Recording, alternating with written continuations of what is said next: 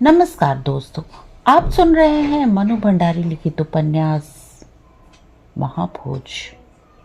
तो आइए आगे बढ़े। गुस्से से लखन की कनपटियों की उभरी हुई नसें तक फड़क रही हैं। कोई विश्वास करेगा कि ये दास साहब के संरक्षण में पला हुआ आदमी है?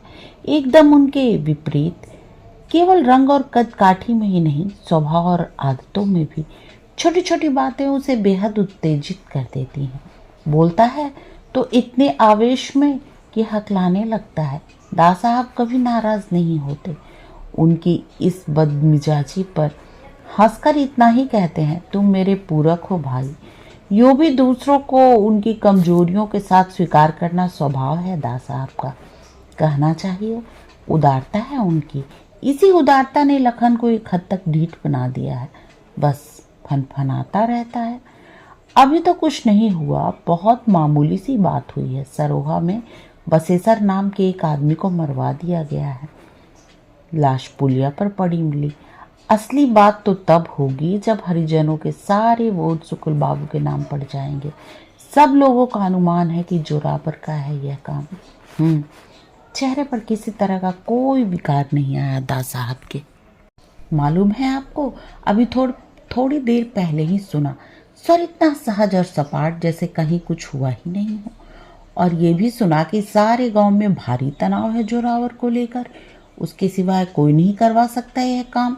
आगजनी वाली घटना पर किसी तरह लीपापोती करके गांव वालों को संभाले हुए थे। ऊंचे स्तर पर तहकीकात हो रही है, प्रमाण जुटाए जा रहे हैं। असली मुजरिम का पता लगते ही कहीं से कहीं सजा दी जाएगी। घरेलू उद्योगों के लिए आर्थिक सहायता की योजना के मरहम ने घावों को काफी कुछ भर दिया था। इसी स्थिति में चुनाव हो जाता तो ठीक था। कैसी बातें करते हो? दास साहब ने वाक्य पूरा नहीं करने दिया। घरेलू उद्योग की एक योजना से उनकी गरीबी पर जरूर मरहम लगाया जा सकता है, पर प्रियजनों के बिछुड़ने के दुख पर नहीं। आदमी का दुख जिस दिन पैसे से दूर होने लगेगा, इंसानियत उठ जाएगी दुनिया से। पर लखन तो अपनी ही रौ में बोलता चला गया। इन मौके पर इस बेवकूफ ने बिसु को मरवा दिया। अब कुछ नहीं होने का। आवेश के मारे मुंह से थूक की छोटी छोटी फुहारें छूटने लगी लखन के, और सांवला चेहरा एकदम बैगनी हो उठा। पर इतना सब सुनकर भी दास साहब के चेहरे पर किसी तरह का कोई भाव परिवर्तन नहीं हुआ। उतने ही सहज स्वर में बोले, पुलिस तो अभी बयान ही ले रही है और तुम नतीजे पर भी पहुंच गए। इतनी अधीरता अच्छी नहीं। थोड़ा। पर लखन सिंह ने तो पूरी बात तक सुनने का धीरज नहीं। बीच में ही तमक कर बोला, मैं नहीं नतीजे पर पहुंचा, सारा गांव कह रहा है। कानून अनुमान पर नहीं, प्रमाण पर चलता है और पुलिस प्रमाण जुटा रही है। कानून के सामने मेरी तुम्हारी हस्ती ही क्या है भला? जुट जाएंगे इस बार प्रमाण भी। आखिर कब तक खैर मनाएगा जोरावर? प्रमाण जुट जाएंगे तो अवश्य ही सजा भी पाएगा अपने जुर्म की। वह तो सजा पाएगा अपने जुर्म की, पर उससे भी बड़ी सजा तो हम पाएंगे, वो भी बिना कोई जुर्म किए। स्वर एकदम रुआसा हो आया लखन का। होता है कभी कभी ऐसा भी, एक की मूर्खता का फल दूसरे को भुगतना पड़ता है। और आप है कि इसी मूर्ख का पल्ला पकड़े हुए हैं। मारा है गरीबों को तो भुगतने दीजिए सजा। नहीं चाहिए हमें जोरावर के वोट। अब इसके वोटों के चक्कर में हरिजनों के सारे वोट तो गए ही। गांव के दूसरे लोगों के वोट भी नहीं मिलेंगे। सारा हिसाब लगाकर देख लिया है मैंने। ले डूबेगा जोरावर का साथ। माथे पर कलंक और आत्मा पर बोझ सो अलग। आत्मग्लानि और अपने ही प्रति उभरे हुए धिक्कार भाव से लखन का सारा चेहरा ही विकृत हो उठा। लगा जैसे भारी बोझ के नीचे कसमसाकर आत्मा बोलने लगी है उसकी आज। और आत्मा की आवाज में बड़ा जोर होता है, जोर भी और तेज भी। पर दास साहब में ऐसा कोई जोर और ऐसी तेजी सहज भाव से जेल जाने का अनंत धैर्य है। वे तनिक हंसे क्या? बस होठों का बायां कोना जरा सा फैल गया। ऐसा ही होता है उनका हंसना।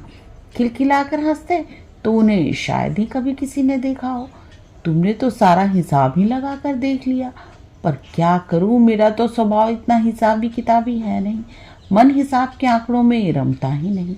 बस सही गलत में ही उलझा रहता है। तो सही किया है जोरावर ने, किसी को मरवा देने से को सही कहेंगे आप? गुस्से के मारे लखन ने पीठ पीछे का तकिया खींचकर गोद में रख लिया और उसी पर हाथ फटकारने लगा। बहुत आवेश में हो, दोस्त तुम्हारा नहीं उम्र का है, जरा भी विचलित हुए बिना दा साहब ने कहा और चुप हो गए। लखन टुकुर टुकुर उनका चेहरा ताक रहा है। इस समय वह स्थिति का विश्लेषण चाहता है, अपनी उम्र और आवेश का नहीं। आवेश राजनीति का दुश्मन है। राजनीति में विवेक चाहिए, विवेक और धीरज।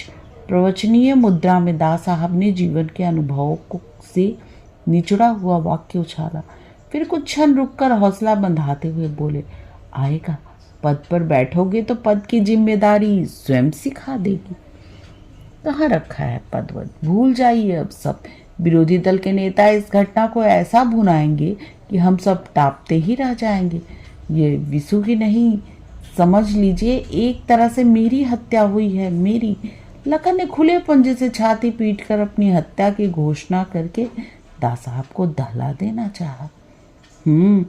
दा साहब ने कुछ इस भाव से हुंकार भरी जैसे स्थिति का नए सिरे से पूरा पूरा जायजा ले रहे हो।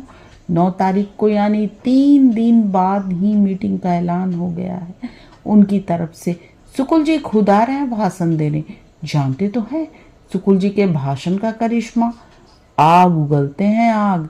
गांव वैसे ही सन्नाया बैठा है, एक ही भाषण में बहाकर ले जाएंगे सारे गांव को अपने साथ। लखन ने भी जैसे कमर कस ली है कि आज दा साहब की इस संतई मुद्रा को तोड़कर ही रहेगा।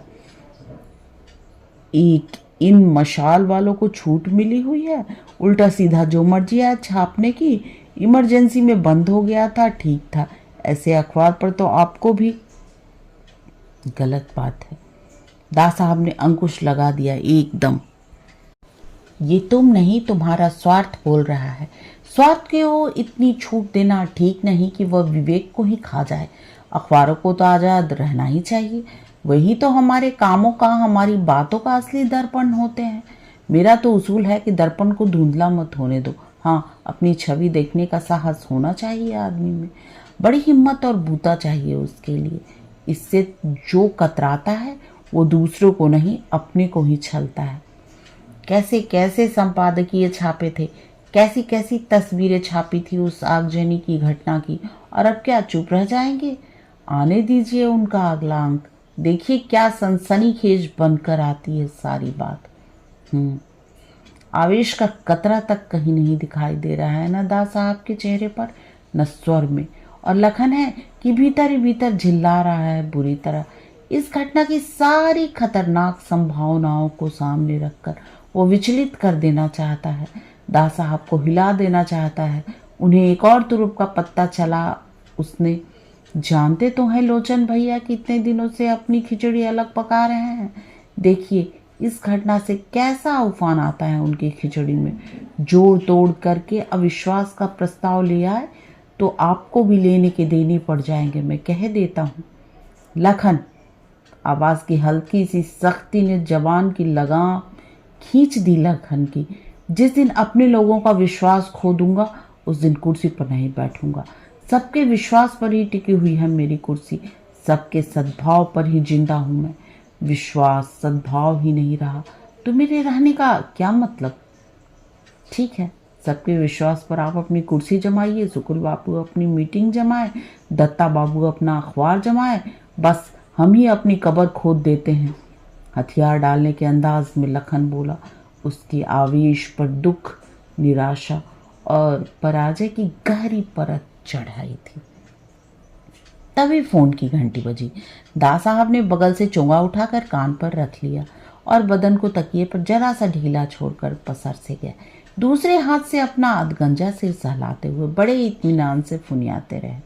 दा साहब की इस आश्वस्ति पर लखन भीतर ही भीतर दिल मिलाता रहा।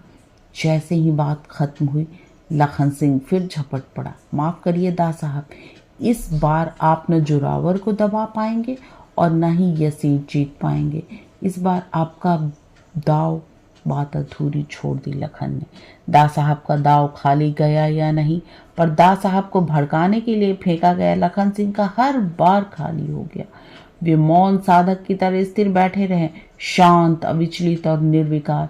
ऐसा नहीं कि लखन के भीतर की खींच और परेशानी को वो समझ नहीं रहे, पर वे उसे कतई बढ़ावा नहीं देना चाहते।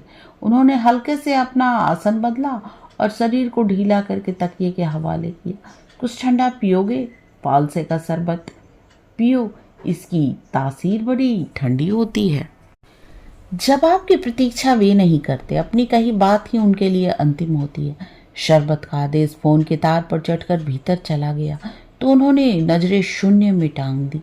गर्दन जरूर इतने उनकी बड़े नामालूम से झटकों से आगे पीछे झूलने लगी। नजरें उनकी शून्य में भी एक अनदेखा सा नक्शा तैयार करने लगी। नक्शे की एक हल्की सी रूपरेखा उभरी तो चेहरे पर क्षण भर के लिए चमक सी आ गई, पर उसे बखूबी जब्त कर गए दा साहब। आज के लिए बस इतना ही।